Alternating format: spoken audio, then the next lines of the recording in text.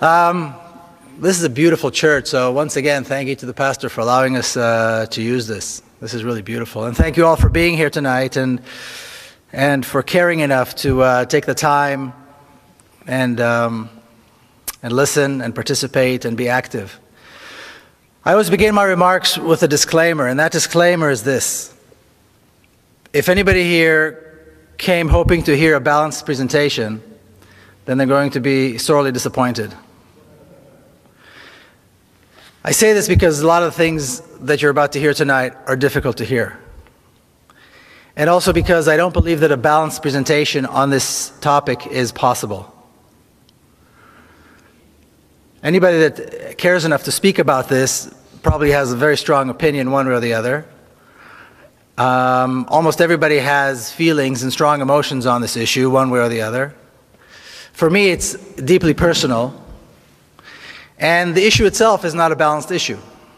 There is no balance in this issue. So therefore, I say this because there cannot be a balanced presentation on this. And I think if anybody claims that their presentation is balanced, they're either misleading themselves or they're misleading their audience.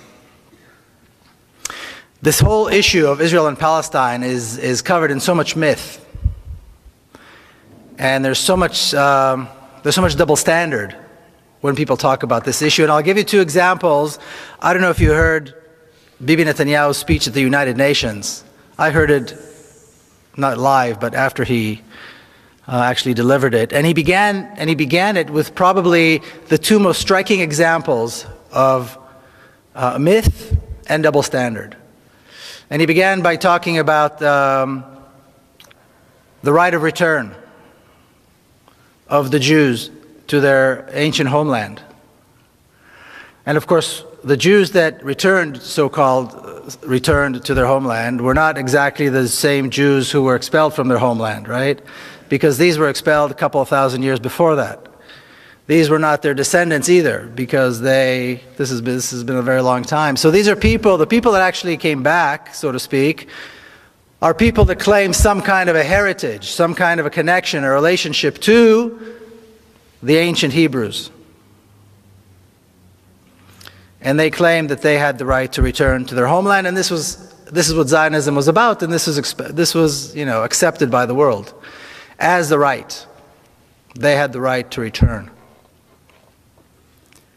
Now, if we talk about the right of return of one nation, you'd expect that there would be, if we accept it as a principle, then you'd expect that we'd accept it in general, across the board.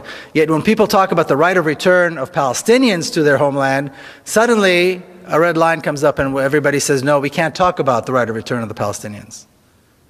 This has to be taken off the table. This is not negotiable. The right of return of the Palestinians is not acceptable. What's interesting about that is that the right of return of the Palestinians, quite often we talk about the actual people who had to leave their homes. And if they had already passed away, then we're talking about their direct descendants, people who still have the keys and the deeds to their homes, and quite often can go to the very spot where a village existed, where today there might be a highway, and will point out the mosque, and will point out the well, and will point out the door to their home. Yet they do not enjoy the right to return. So obviously, this is a double standard of immense proportions. The other thing Bibi talked about right off as he started was about King David, who reigned some 3,000 years ago, and here we are today as his descendants. What's interesting is, besides the fact that there is no historical evidence that King David ever existed, outside the Bible, which of course is not a historical document, and Israeli archaeologists have all but turned up the entire country to find proof that he ever existed. Today, as we speak, an entire town, an entire community is being kicked out of their homes and forced into exile through violence in order to prove that King David existed in a place called Silwan. It's a community of 50,000 people right outside the walls of the old city of Jerusalem. Yet the world sees nothing wrong with this. American money is poured into this project to build what is called the new city of David. an archaeological park, and a community of 50,000 Palestinians has to be terrorized in order to leave. Their homes are being destroyed in order to make this point. This fictional, mythical connection between the ancient kingdom of King David and today's Israel. So these are just two examples. And it was interesting that Bibi Netanyahu decided to kick off his speech at the United Nations with these two things. But what I'd like to do today is just begin with a little bit of history. And if you go ahead, hit the first slide. Thank you. People talk about the fact that this conflict, the conflict in the Holy Land, the conflict between Israelis and Palestinians has been around for so long that it's really not something anybody can ever solve. It's been going on for thousands of years. People have been killing each other there forever. This is not true. And a good place to start, if we're going to talk about how this conflict began, a good place to start would be on the 29th of November, 1947. The day that the United Nations accepted the resolution to partition Palestine into a Jewish state and an Arab state. And this ridiculous map is what they came up with. Now, when you look at this map, before you even hear about the details, before we even touch on the details of this map, just by looking at it, it's unbelievable that anybody expected that this would work. And of course, this didn't even last one day. In 1947, there were two communities living parallel lives. We had the Jewish community that numbered about 500,000, maybe a little bit less than 500,000, that were expecting and hoping to become a state. And you had the Arab community, the Palestinian Arab community, of about 1.5 million people who were also in the process and had the expectation of becoming a state. Yet when the United Nations came up with this ridiculous plan, they chose to give the larger portion of the country to the smaller community, to the Jewish community, and the smaller portion of the land to the larger community. And then people said, and to this day you hear people say, see, the Arabs, the Palestinians, did not accept the partition plan, so all this is their fault. Is anybody mad enough to think that they would accept this? Would anybody in their place have accepted something like this? Obviously not. And obviously, like I said, this did not last even a single day. Because as soon as the resolution was accepted, the Zionist forces, what was called the Haganah, the Palmach, began a massive campaign of ethnic cleansing.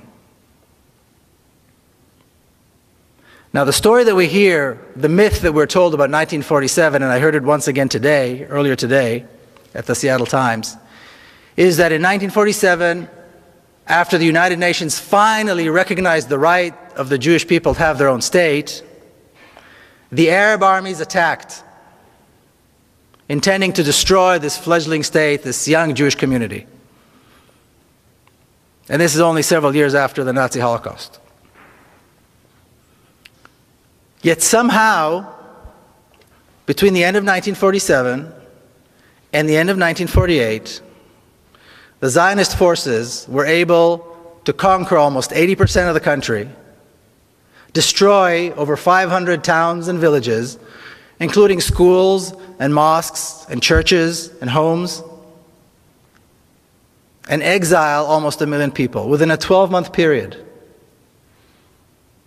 How did they do this if they were being attacked by massive armies from the outside? But once again, when we look at the facts, we realize that in 1947, the Jewish community, the Zionist community, had quite a substantial military force. They had a force of close to 40,000 armed men, and well-trained, well-indoctrinated. My father was one of them. There was no equivalent on the Palestinian side. The Palestinians have never had a military force. To this day, the Palestinians have never had an army or a military force. There was no equivalent of the other side. The Arab armies, such as they were, didn't enter the war until late in May of 1948. Much of the ethnic cleansing had already taken place. The war had been taking place for over 6 months by then. So, of course, this is a myth.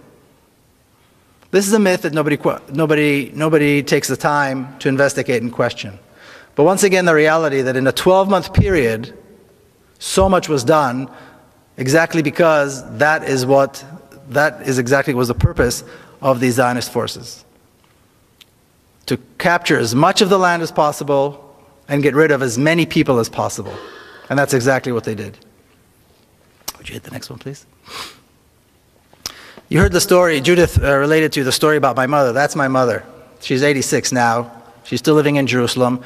She was born and raised in Jerusalem. And she used to tell me how when she was young, she would walk around on a Saturday afternoon, and many of the beautiful neighborhoods in Jerusalem, and I'm talking about the New Jerusalem, the Jerusalem that was built outside the city walls. These were Palestinian communities with beautiful homes. And she would walk around and she would see the families on a Saturday afternoon sitting under or by the lemon tree and so on. And then in 1948, she was living still in Jerusalem. These communities were forced to leave. Their homes were given to Israeli families. And she was offered one of these homes, and like you heard, she refused. The thought of taking another family's home just did not sit well with her. And then she saw the looting, and she still, to this day, when she talks about it, you can see that she feels such a sense of shame. But what's interesting is that I remember hearing this story as a child many, many years ago and over a very long period of time. And it wasn't until I was actually working on the book and I spoke to her about this again that I realized why this story was bothering me all those years. Because the story was bothering me. There was something about it that was troubling. And only now I realized it was troubling because it contradicted the national narrative. It contradicted what I learned in school. That the Arabs attacked, we won, they left, and we get the spoils. So what's wrong with taking their homes? If this is the truth, then there's no wrong in taking their homes. They attacked, and we won. It's fair enough. But once again, like I said, hearing this story in the back of my mind over and over and over again kind of troubled me. And this is exactly why.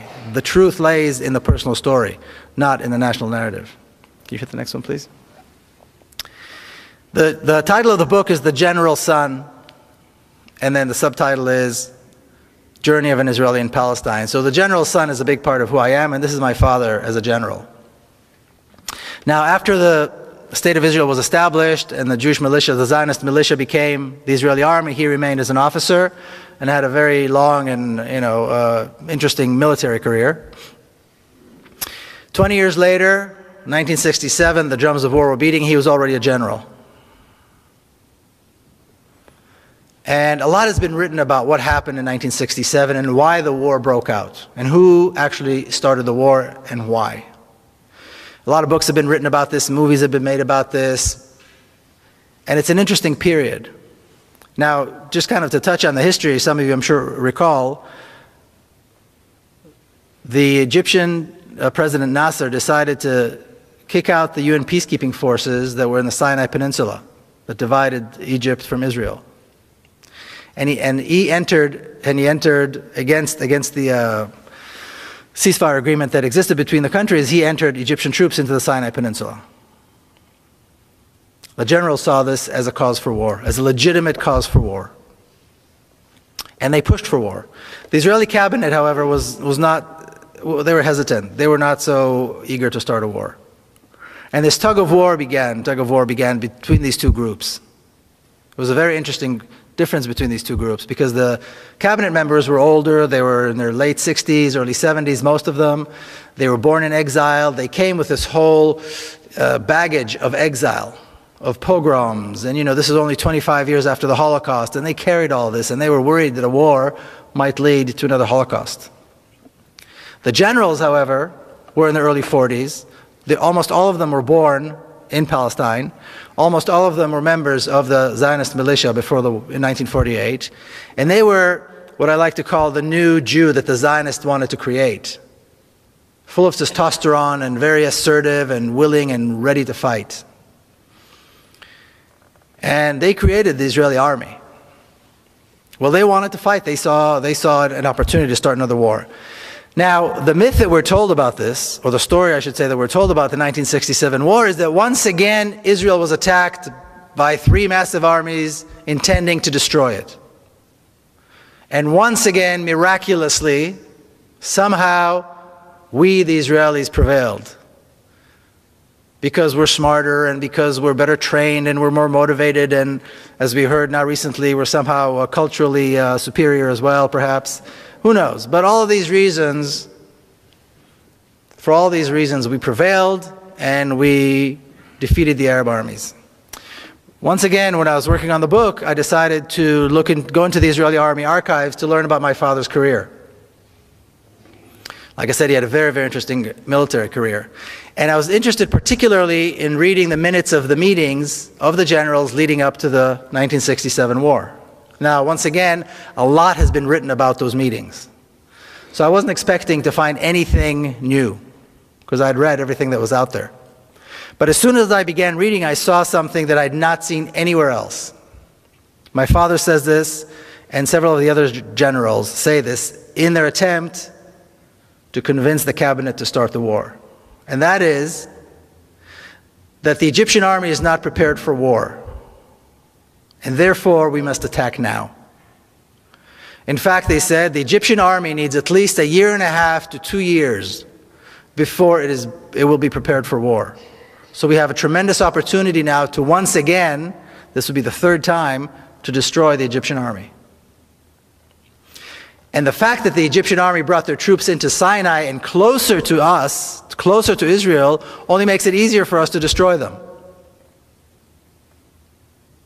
Not only are they not talking about an existential threat, they're not talking about any threat. They're talking about an opportunity, a military opportunity to once again defeat the Egyptian army. So once again, the myth fizzles away. The generals, of course, won the day. The government gave them the okay to start a preemptive strike against Egypt. The Egyptian army was decimated in a couple of days. The Sinai Peninsula was conquered once again. The Gaza Strip was conquered. And the generals wanted more. The generals wanted more. They wanted the West Bank, which was a sore spot for them because in 1948 they wanted to take it. They were young commanders in 1948, and they wanted the West Bank then. But for political reasons, Israel decided not to take it. Well, here was their opportunity, and they took the West Bank. And they'd wanted the Golan Heights for a long time too, because it's high up above the Galilee, and there's lots of water there, and they took that as well. And there was a lot of ambition too. The generals, the northern commander wanted the Golan Heights, the central commander wanted, they all wanted the laurels of victory. They had no doubt that they were going to be victorious. In 6 days, the Israeli army defeated and destroyed 3 Arab armies, conquered the West Bank, the Golan Heights, the Sinai Peninsula, the Gaza Strip, killed over 15,000 Arab soldiers, at a loss of 700 soldiers to the Israeli army. 15,000 to 700, that's quite a ratio. And all this was done in 6 days as Arab armies were attacking them. Also attacked the USS Liberty and killed 34 True. 171 Americans. True. That's another one of those stories that nobody talks about, the USS Liberty, that's right. So again, the myth fizzles away once you actually take a look at the facts. Now, my father did something very interesting. After the war was over, at the very first meeting of the generals, the very first weekly meeting, he stood up and he said, now we have an opportunity to solve the Palestinian question. We can now offer the Palestinians a state in the West Bank and Gaza. If we do this, this will be the first Arab state with which Israel will have a peace agreement. It'll be a bridge for peace agreements with the other Arab countries, since Palestine, of course, was always a central issue. And we can go on living, being the democratic Jewish state that we want it to be. And as he was saying this, a massive settlement project and an ethnic cleansing project began in the West Bank. Hundreds of thousands were thrown out. Towns and villages and cities were destroyed, and new towns were being built, and highways, and so on, and infrastructure to bring Israelis into the West Bank. Just as Israel had done after 1948, destroying Palestinian towns and villages, changing the names and building towns and villages for Israelis, the same thing was done in the West Bank after 1967. For Israel, this meant the job was done. In essence, what they did was they erased Palestine off the map. I always like to show this picture. This is the victory lap. These are all the generals standing after the war, young, victorious. And in the center is Zalman Shazar, who is the president of the state of Israel. Israel has a president as kind of a symbolic figure, somebody who used to be something important in his lifetime. And you see the old generation and the new generation. And this new generation of generals is often referred to as the silver tray upon which the land of Israel was given to the Jewish people. Because from that point on, the entire land of Israel was under Jewish control for the first time after 2,000 years and only 25 years after the Holocaust. Historically, from a Zionist perspective, this is unbelievable, unprecedented. But in fact, this is what they did. Palestine was erased completely from the map, and Israel was in completely over the entire map. This was the objective, this was the name of the game. Erasing Palestine, getting rid of the people, and de-Arabizing the country. De-Arabizing the country is what was left to do. That's why when people talk about the possibility of Israel somehow giving up the West Bank for a Palestinian state, if it wasn't so sad, it would be funny. It shows a complete misunderstanding of the objective of Zionism and the Jewish state, and the Zionist state. Because conquering the land was the first objective, getting rid of the people, and then de-Arabizing. And when I say de-Arabizing the country, this country has a 1,500-year-old history of Arab and Muslim rule. It was an Arab and a Muslim country more than it was anything else in history. So that has to be destroyed. Monuments have to be destroyed. Names have to be changed. The history has to be rewritten to connect once again King David to today's Israel. And completely disregard the fact that this is in fact an Arab country. That it is in fact in the center of the Arab world. And that in fact over half of the population are Arabs. Now, after my father retired from the military, he did something even more stunning. He dedicated the rest of his life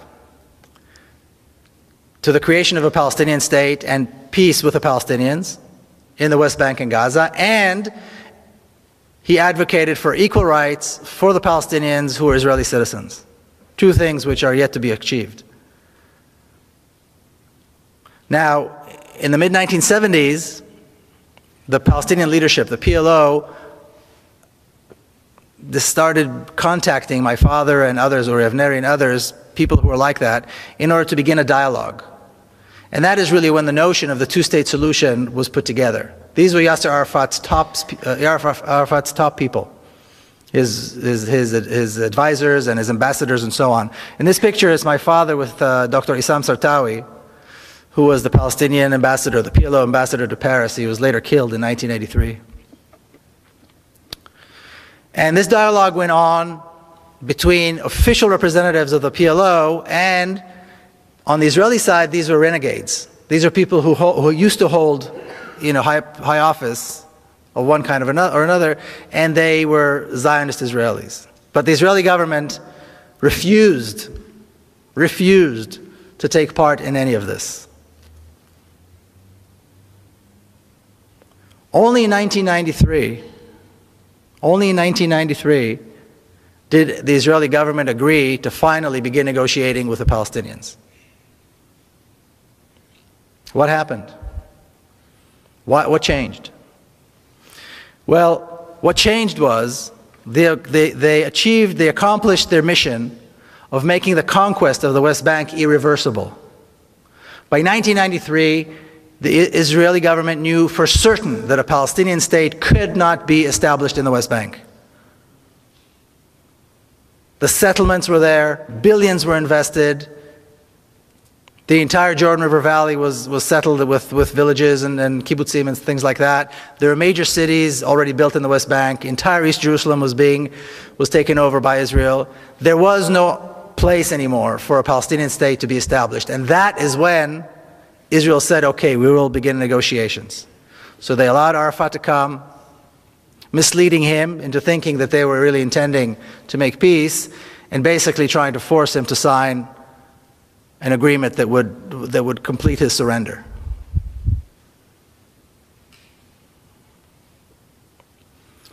But once again, when we hear people still talking about the notion that somehow there could be an Israeli government that would give up the West Bank for a Palestinian state, like I said, if it wasn't so sad and tragic, it would be funny. Because as we look at the 65-year history of the State of Israel, it is absolutely clear that this can never happen. Now, later on in the year 2000, I'm sure you recall, President Clinton invited Barak and Arafat to Camp David to somehow solidify a peace agreement. Or so he said. What they tried to do is force Arafat once again to surrender, which he would not do. So they came out of Camp David, and President Clinton said, Arafat gave some, Barak gave more. In other words, this is Arafat's fault. And from that moment on, for the last 4 years of his life, he was vilified, and eventually Arafat died with Israeli tanks surrounding his office under siege. But the myth that we're always told is that the Palestinians are not willing to make concessions. And that is the problem. I think Mitt Romney just alluded to this as well in that little secret tape that was recorded. The problem is the Palestinians. They just don't want peace. Yasser Arafat was willing to give up almost 80% of his homeland and the right of the Palestinian refugees to return to their homeland and be compensated, all for the sake of peace. What he wouldn't do is he wouldn't go beyond, he wouldn't go, less than 20%. He wouldn't give up the West Bank and the Gaza. That he couldn't do. They want him to give up even more. They want him to sign a surrender agreement, and he wouldn't. It's not the Palestinians that aren't willing to make concessions. It's Israel that's incapable of making concessions, because concessions on the land are impossible from a Zionist perspective. The whole name of the game is taking the land and making it ours. And this is exactly the process that took place. Please.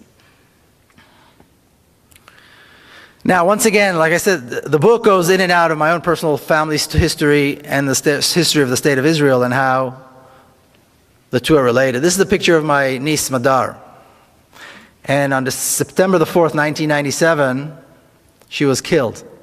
2 young Palestinians blew themselves up in Jerusalem, took their own lives, and the lives of several Israelis, including her. She was 13 years old.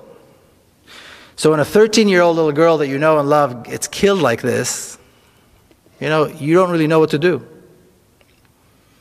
You don't know what to think, you don't know what to feel, you don't know how you're going to get back to life after that. Now, she was a granddaughter of a famous general, so this was big news. On top of that, she was also the granddaughter of Mr. Peace with Palestine. And now look what they did to him. Look what they did to his granddaughter. My father had already passed away by then. So this was big news. And when I landed, when I arrived in Jerusalem, my sister's house, on the ground, I saw the morning paper, and on the front page it already said the granddaughter of General Peled was killed by Palestinians. And my sister's apartment was packed with mourners, of course, people who came to express their sorrow, but also reporters, endless stream of reporters. And after the funeral, she came out to greet and see everybody. She said two things that put me on a path, and I think it put her on a path, and many of us kind of helped us to wrap our heads around this unspeakable tragedy. The first thing she was asked, of course, is about revenge and retaliation. And the comment that she made was, no real mother would want this to happen to another mother. Don't talk to me about revenge. Motherhood is a uniting force. It cuts through religion. It cuts through any differences that might exist between us. And if she's anything above all, she is a mother. She's got 3 other boys, wonderful boys. And the second thing she said was, my government is responsible. My government brought these 2 young men to such a level of despair that they would take their own lives and take the lives of other innocent people, including a 13-year-old girl. The brutal oppression under which the Palestinians have to live because of us is the cause of this. That is why this is happening. If we want this to happen, we have to lift the oppression. As long as Palestinians are denied hope, and denied freedom, and denied water, and denied their land and their homes, this will continue to happen. I point a finger at my own government. And interestingly enough, Bibi Netanyahu, who's today Prime Minister, was Prime Minister then as well. He also used to be a close personal friend of my sister because they went to school together in Jerusalem. That's a whole other side story. So then I came back, you know, the 7 days of mourning that we Jews keep, you know, were over, and I had to come back. I lived here in America already, and you have to go to work the next day, and how do you do this? But somehow what my sister said put me on a path, and I decided, okay, it's time to do something. Because she became very outspoken. And her husband, Rami, became very outspoken, as some of you, I think, know, some of you have heard him here, about the need for reconciliation and the need to allow the Palestinians their rights and freedoms. I was lucky enough that in San Diego I met a group of people. It was a Jewish-Palestinian dialogue group. It took me some time to find them, and it took me some time to understand what I was going to do. And what was interesting was, I was 39 years old. I was here in the United States. And that was the very first time I ever met Palestinians. I grew up in Jerusalem. I was born and raised in Jerusalem, a mixed city. The first time I ever sat with Palestinians in a normal setting as completely equal people was here in the United States. Because even though Jerusalem is, you know, so-called united and so on, it's completely segregated. So an Israeli boy does not meet Palestinians. I mean, you might see them doing landscaping or, you know, washing dishes. And then I began hearing all these stories that I'd never heard before. This was a dialogue group, so it was not about, you know, accusing or arguing. Everybody told their story. And I'm sitting with Palestinians, and they're telling me about forced exile and about massacres and all these things that we don't do. We Israelis don't do these things. We're a moral people. We're a moral army. We've made mistakes. We're not perfect. But basically, we don't do these things. And my good fortune was that I was around a group of people, mostly Palestinians, who helped me go through this transformation.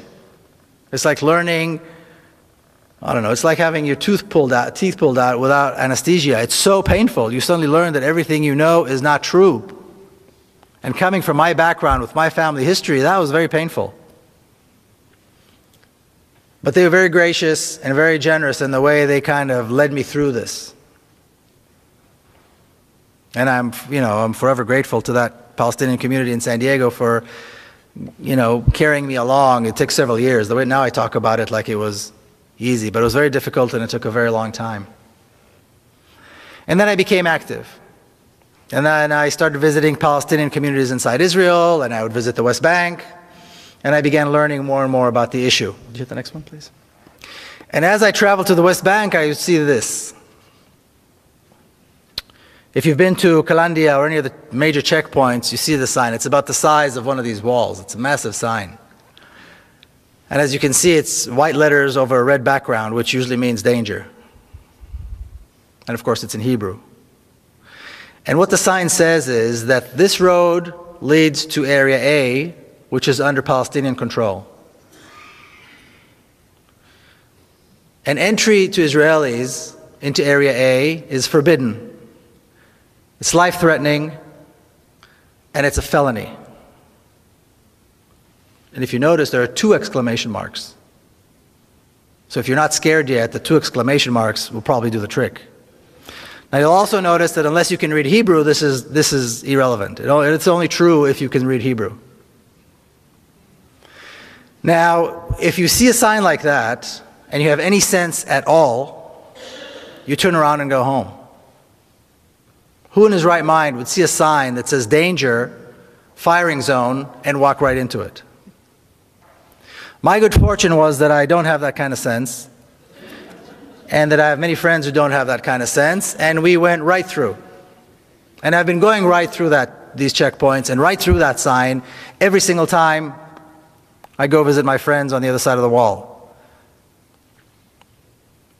And what's interesting is I always see the same thing. From the very first time all the way to today, it's been several years, every time I cross that wall, every time I cross the sign, I see the exact same thing. I see traffic jams. I see children going to school, which is probably the most common sight in Palestinian areas, is children coming and going to school. I see people going to work. I see shops. I've yet to see the Palestinians that want to kill me. I've yet to see the Palestinians ready with machine guns and tanks and F-16s ready to bomb me because I'm an Israeli. I've yet to see that. And I know that many other Israelis who do this haven't seen it either.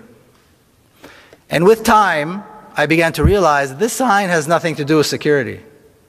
The wall has nothing to do with security. The massive armed Israeli forces along the road have nothing to do with security. The terrorizing and harassment that Palestinian Israelis go through when they go through Tel Aviv airport, the humiliating process that they have to go through, they have to endure every time they decide to leave and go overseas, has nothing to do with security. It has everything to do with racism, with hatred, and with a deep desire to keep us apart, to keep me privileged and them with no rights. That's the name of the game. That's what it's all about. And that's the purpose of the sign. Can you hit the next one, please? Can you read that? Can somebody read that for me?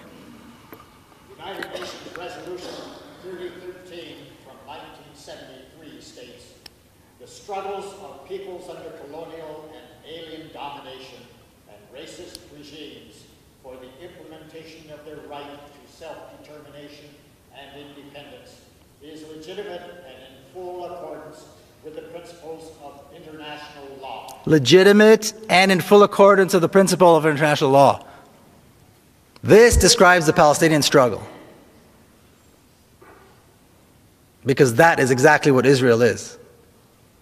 Now in this picture I stand with my friend Jamal, who sat in Israeli prison for many, many years. In fact, he was given a life sentence, but he was exchanged in one of the prisoner exchanges between Israel and the PLO. And the reason he was given a life sentence is because he killed a soldier. He and 3 others saw 2 young Israeli soldiers guarding a bank in Ramallah, of all things. And soldiers are usually fully armed, of course. And they approached them and they stabbed them to death with a knife. And for that they were later on, beaten, tortured, and arrested and given life sentences. But when I see the picture of the 2 of us standing side by side, I have to wonder, which one of us is really the terrorist? Because according to this, it's certainly not him. I, on the other hand, served in the Israeli army, an army of occupation, an army of oppression, an army whose sole purpose is to make sure that he does not have a state, he does not have rights, and he dare not resist. So yes, my army has uniforms and commanders and generals, but which one of us is really the terrorist? And finally, and this is also how the book ends, what do we do? I mean, how do 2 nations share a state? How do they share a country? Well, there are lots of examples. Look at Switzerland. Look at Belgium. These are multinational states. The Swiss are Swiss, the Belgians are Belgians, regardless of what, actual nationality they are beyond that. So there are plenty of examples of states that have multinational nations within them. Once again, going back to this question, is 1 state the right thing? Is 2 states the right thing? Are 3 states the right thing? Somebody gave me something, about a confederation. The reality is that Israel had created a one state. The borders, in terms of what, from Israeli perspective, are very clear. The borders of the state of Israel are the Jordan River on the east and the Mediterranean on the west. That's it. If you look at Israeli school books, if you look at the weather maps, if you look at any official maps of the state of Israel, it is absolutely clear. There is no question in anybody's mind what the borders of the state of Israel are. That's it. So the notion that there could be an Israeli government that would give up some of that is absolutely absurd. And Israel governs this one state very skillfully with three different sets of laws. You have the laws that govern people like myself, Israeli Jews, who can come and go and say what they please. Pretty much a democratic state for all purposes. You've got the laws that govern the Palestinians who are citizens of Israel, and there are over 30 laws in the law books that discriminate against them specifically, and you've got an entire culture of discrimination against them that is deep-seated and deep-rooted in Israeli society. And then you've got the laws that govern the Palestinians in the West Bank and Gaza, and this is really at the pleasure of the Israeli army. If they want to destroy, they destroy. If they want to arrest and beat, they arrest and beat. If they want to torture, they torture. If they want to kill, they kill. And Palestinians have no recourse. This is the reality. There's an education system, the Zionist education system, like Judith alluded, my sister just wrote a book about it. She's an educator, that teaches racism in a very subtle way. There's a bureaucracy, an entire bureaucracy, that is dedicated to making life impossible for Palestinians through all kinds of restrictions and permits and requirements that are absolutely uncalled for and unnecessary, but are all given and provided under the guise of security. And then you've got the Israeli army, which I like to refer to as one of the best trained, best equipped, best fed terrorist organizations in the world. And yes, they have generals and they have nice uniforms, but their entire purpose is terrorism. And just as one example, I'll give you one example. Almost exactly 4 years ago, as Israel began its attack on Gaza, September the 27th, 2008, at 11:25 in the morning, what I refer to as the most shameful day in the Jewish history, the most shameful day in the history of the Jewish people. Israel began carpet bombing Gaza, and on the first day of what was to be a 21-day attack, they dropped 100 tons of bombs. Okay, a 1-ton bomb will decimate an entire city block. Gaza is one of the most densely populated places in the world. 800,000 children live in Gaza. 11:25 is exactly the time when the morning school shift and the afternoon school shift change. So all the kids are in the streets. All the children are on the streets. That was the moment decided by the decision makers in Israel to begin the attack. This was the first day of a 21-day slaughter that had absolutely no justification. If that's not terrorism, I don't know what is. And this is how the state of Israel manages to control the different populations and somehow still keep up this very sweet, liberal kind of face to everything. But we still have to figure out how we go from here. Well, let's look at what happened in South Africa. They got rid of apartheid. That is the example. What did they do in America? They got rid of the racist laws that existed in the South. Did the whites in South Africa want this, like this? Absolutely not. Did the whites in the southern states in America, here in the United States, want this or like this? No. It was not done by consensus. But Zionism, just like racism, has to go. The Zionist state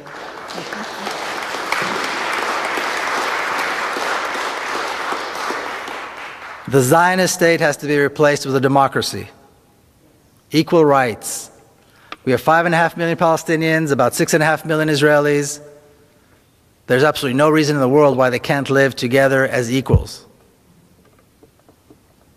Now, often when Jewish people hear this, especially if they support Zionism and support the State of Israel, they go, see, you're talking about genocide.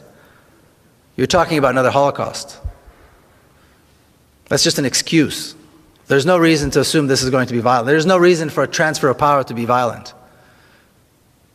Evil dictatorships can be, and evil regimes can be replaced by democracies without violence. It's happened before. There's no reason why it won't happen again. I just heard this thing today about the vast differences between Israelis and Palestinians, cultural differences, the cultural superiority of the Israelis. I've never heard such nonsense in my life. The two societies could not be more similar. Their languages are similar. Their religions are similar. More than half Israelis, more than half of all Israelis are descendants of people who came from the Middle East. They're descendants of Arab Jews who came from Iraq, who came from North Africa, who came from Yemen. Arab culture is part of who they are. When Baghdad was being bombed, you had old Arab Jews from Baghdad in Israel crying that their city is being bombed. There are no differences. And the likelihood of both populations seeing their common cause and seeing their common goals as outweighing any differences that might exist between them is far greater than anything else. And then young Palestinians and young Israelis can grow up and have a future and live in a real democracy and do great things, because this is a beautiful country. And it's got a lot of possibilities. So the name of the game has to be democracy and equal rights, not anything else. All right, thank you all very much. The first one was, is the sale and purchase of land a viable function, and does it follow the rule of law? I'm assuming that means for Palestinians. And then, does Israel use the right of eminent domain, or is the land seized with no legal process? How strong is the opposition within Israel to what appears to be an impending attack on Iran by Israel? That's 3 questions, okay? Let's do one more. One more, okay. Is Bibi really serious about attacking Iran, or is this a sideshow in order to avoid dealing with the Palestinians? Okay. I'm saying I'm no legal expert, so I don't really know about this eminent domain and sale of land and so on. So I'm not sure how to. I will say this, and I don't know if it answers the question or not, but in Israel, the land is all owned by the state. So in essence, there's no private property. When you buy land, you're actually leasing it from the state. So, and every 49 years, you have to lease it again for either 49 years or 99 years. That's kind of how that works. So what they try to do, like after 1948, they passed a law that meant that all of the absentee property is the property of the people who were thrown out and then left as absentees, they're absent somehow. The law passed that made it permissible for the state to take over the land. Then they passed another law that made it illegal for the Palestinian refugees to return and claim their land. So that's how that works. I don't know if that answers the question, but like I said, I'm no legal scholar. Is there opposition in Israel to an attack? You know, and is Bibi serious about the attack? The whole Iran issue, in my opinion anyway, is a smokescreen. It was designed very cleverly, and it's used very cleverly by Netanyahu and his government to shift everybody's attention from Palestine to some other fictional threat. And it's been very successful. I mean, the United Nations General Assembly, nobody talked about Palestine. You know, everything was about Iran, the threat on Iran, attack Iran, the bomb Iran, don't bomb Iran. Thousands of political prisoners in violation of international law sit in Israeli prisons. Palestinian children get less water than Israeli children. Palestinians are kicked off their homes and their land is being taken and their towns are being destroyed every single day. People are being killed, shot and killed in nonviolent protests in the West Bank every single week. How can you talk about this nonsense, though, when there's a threat of an the Iranian nuclear threat? And they managed to manipulate this. So I don't think he's serious. I think he would be politically insane to let go of this wonderful card. But as long as he can keep talking about an Iranian threat, people are not going to talk about Palestine. What's the point of attacking Iran? What would that give him? Politically, it gives him nothing. Militarily, it gives him nothing, because there is no threat. And then he's going to have a problem. This way, he's got this issue, he's had it for several years, and I don't think he'll give it up.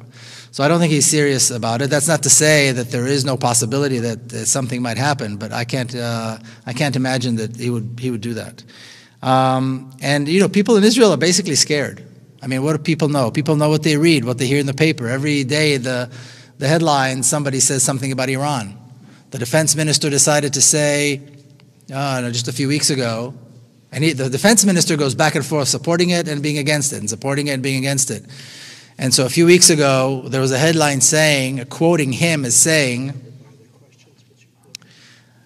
that the blade that rests on our necks now is even sharper and more dangerous than the threat of 1967. So my first reaction was, he should read my book. But you know, anybody that's knowledgeable knows that there was no threat in 1967, but they want to create this tension they bring back that tension of 1967 where people are actually afraid. Israelis in 1967 were scared to death. The generals didn't let on that this was going to be a very easy war. You know, people were actually afraid that there would be another Holocaust. And they're creating this fear again so that they can continue to talk about this threat. So I don't think it's a real threat, and I don't think Bibi would attack, because it's too good of a political card to give up. More questions? Yeah. Okay. Do you think a one-state solution will work, given that 60 to 70% of Israeli Jews and Israeli Arabs and Palestinians do not favor a one-state solution? How do you make this happen? That's one question, okay? Okay. Well, and the second one is similar, so I won't read it. Where did this land-grabbing, this is a biggie, racist Zionist philosophy come from? And where did the suicide bomber phenomenon come from? And... Whoa, let me write this down. And how could you live your whole life in Israel, serve in the military, and not see what you now see? Oh, easy. Okay. Is that three good ones? Yeah, that's good. Okay. Yeah. Well, I don't know that such a large number of Palestinians don't want this two-state solution. I talk to a lot of Palestinians, and I haven't done any statistics, but a lot of Palestinians that I talk to realize and see no problem with it. So I don't think there's going to be that big of an opposition on the Palestinian side to this at all. There will be opposition, of course, on the Israeli side, because when you're privileged, you don't want to give up your privileges. You know, we, the Israeli Jews, are privileged in this society. And the privileges that are given to us by the state are part of the attempt to set us apart from the Palestinians. So if I break the law in Hebron, and a Palestinian breaks the exact same law in the exact same spot, the laws that govern the state of Israel, which are, regular, conventional law, applies to me. Israeli military law applies to the Palestinian. If I participate, or I should say when I participate in protests in the West Bank and I get arrested, everybody knows how it's going to end. I go home at the end of the day. I might get roughed up a little bit, whatever, but at the end of the day, everybody knows I go home. Because I'm an Israeli Jew. Palestinian that gets arrested will be beaten, will be tortured, and will be kept in prison as long as the local commander wants him in prison. It could be a day, it could be a week, it could be a month, it could be a year, without charges and without a trial. And then 6 months later, I get a letter from the police saying that the case was closed because of something, some technicality. So Israelis are not going to want to give up this privilege, but I think whites in South Africa didn't want to give up their privilege, and whites in America didn't want to give up their privilege either, but they're going to have to. Things like this are not done as a result of a consensus. That's why there are pressures. That's why there's BDS. That's why there's a non-violent resistance. That's why we have events like this. That's why more and more American Jews are breaking away from Zionism and coming and organizing events like this. And whether they like it or not, this is the transformation that's going to take place. People ask me, well, I'll tell you a little story. I was asked, I spoke at an 8th grade class. A friend of mine is a teacher of this really nice, special kind of a school where kids actually learn about stuff. So it's an 8th grade class, and they're learning about this issue. And they've been learning about it for a few weeks, and they wanted me to come and speak. And they took a poll among themselves asking how many of them think there will be a solution in their lifetime.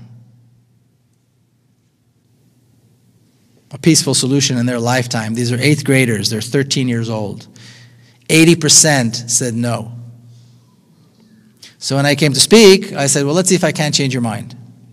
Because it's all a question of what you know. And I explained to them about the similarities about the societies and all the possibilities that exist once the state of Israel is transformed into a democracy. If I didn't think this was possible in my lifetime, I wouldn't be doing this.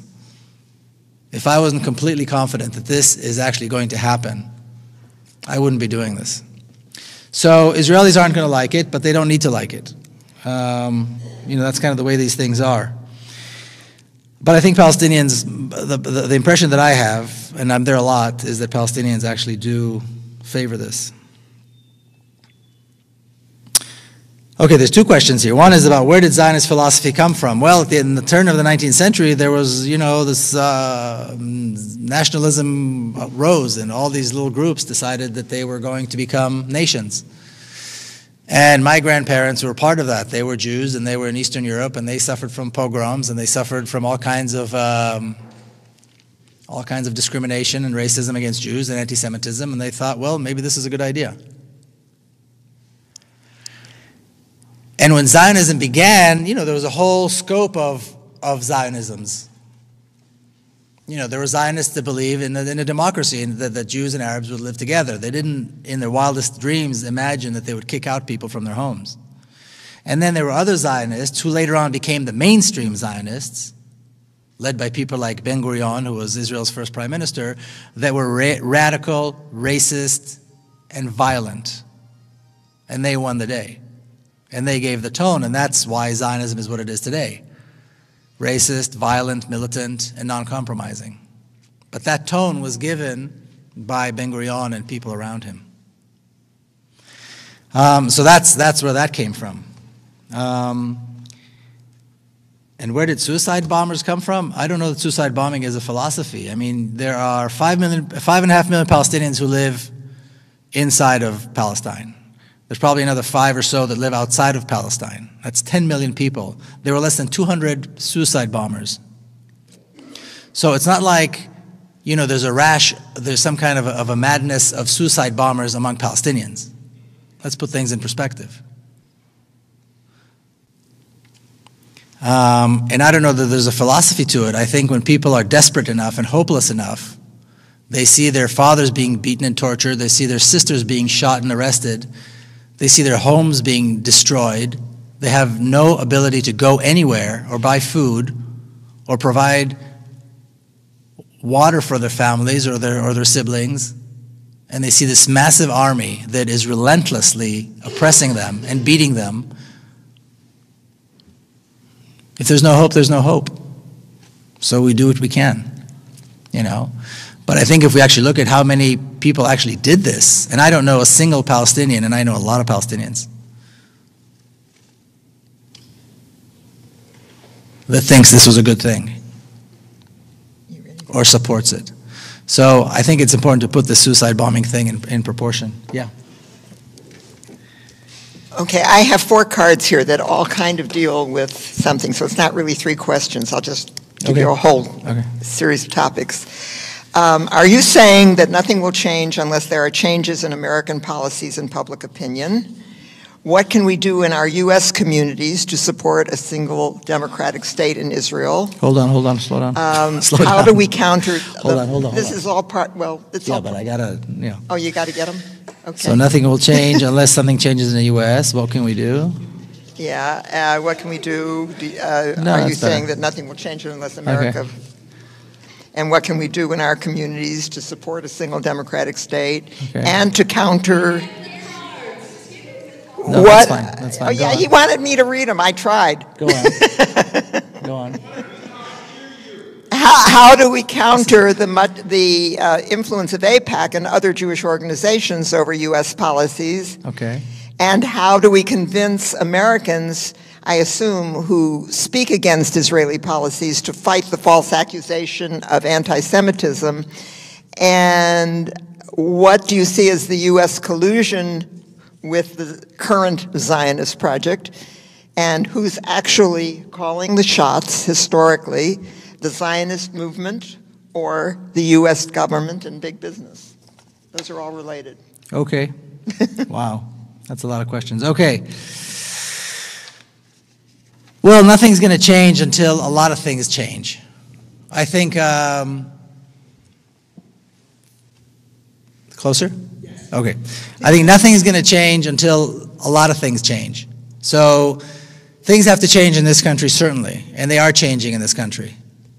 Like I said, I'm going to be speaking right now. I'm booked through Thanksgiving, pretty much straight through.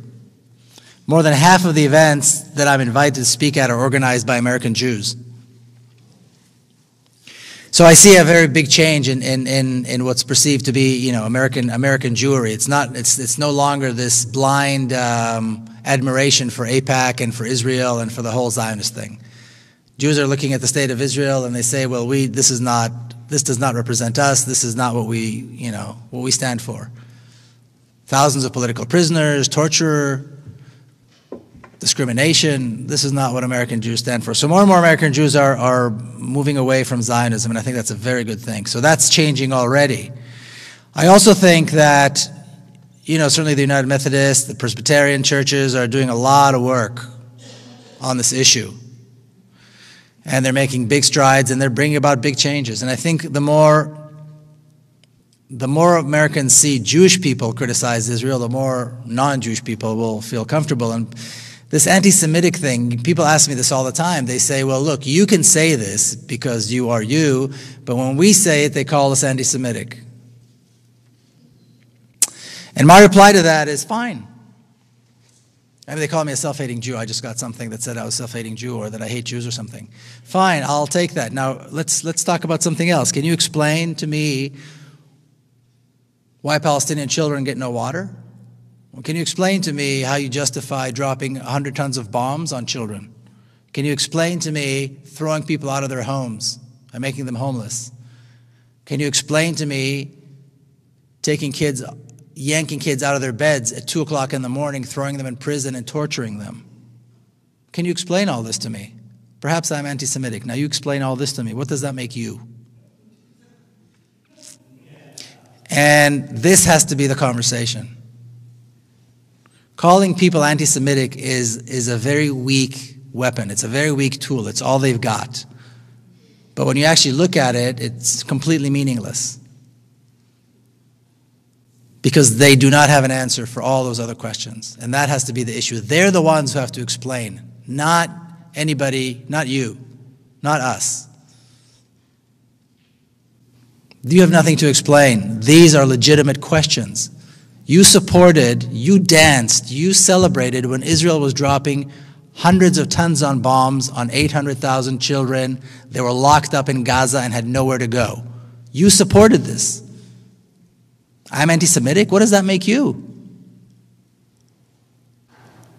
You support a country that deliberately prevents children from access to water. Not to mention food and medicine and education and a home and freedom. You support that. What does that make you? How can you support this? This has to be the conversation. And I'm not suggesting it's an easy thing to do, but I am suggesting that this is how you counter AIPAC. And that's what you do here in the U.S. Because these are the conversations that these are the best excuses, these are the best thing AIPAC can come up with. They're talking about transforming Israel as anti-Semitism, and it's calling for genocide. Who's talking about genocide? I haven't heard anybody suggest genocide. Of all the people that I've heard, and I've heard a lot of people talk about this transition, changing Israel from a Zionist state to a democracy. I've heard many people talk about, Israeli who talks about it, many people talk about this. None of them, not a single one of them, would support a violent transition. Not one would support violence. And violence is not needed. So that's how you combat AIPAC, and that's how you counter AIPAC, and that's how you convince Americans not to be afraid. Like I said, I'm not suggesting it's easy. When somebody comes back with this anti-Semitism thing, then people, pull back and they're afraid. And I can understand that. It's very hurtful. At the same time, there's a bigger issue here. So this may hurt our feelings for 5 seconds, but, let's continue the conversation. And that's what has to happen, and that's how you take over this AIPAC nonsense. The collision with Zionism is inevitable. Was it collision or collusion? Huh? Oh, collusion, I'm sorry. Well, I think it's temporary. It's temporary. I mean, America does, politicians in America do what they have to do in order to get elected. Being pro-Zionist is part of what you have to do in America if you want a political career. Either you're the president or a council member of, my city, Coronado. I mean, they're not even, it's kind of a part-time job. That's the name of the game. That's the price of doing business. So I think the president cares more about healthcare than about Israel. So he's going to give money to Israel so they shut up and he can pass healthcare reform. This is how it is. This is politics in America. And that's why a second Obama term is not going to make any change. It's not going to be different on this issue. Because he doesn't care enough and because, why bother? He's got nothing to gain. But it's going to start from the bottom. And once there's a lot going on, it's like I said to somebody earlier, it's like Vietnam. When American people decided enough is enough, Congress said enough is enough, and the president said enough, and that was it. And Americans were out of Vietnam. But it takes that kind of a movement. And right now, it's true that on this issue, Israel calls the shots. Right now, when Israel says jump, the American politicians say how high. And then they move on to the next thing. But that's the price of doing business here in America if you want to be a politician. Is that it? I have one more question.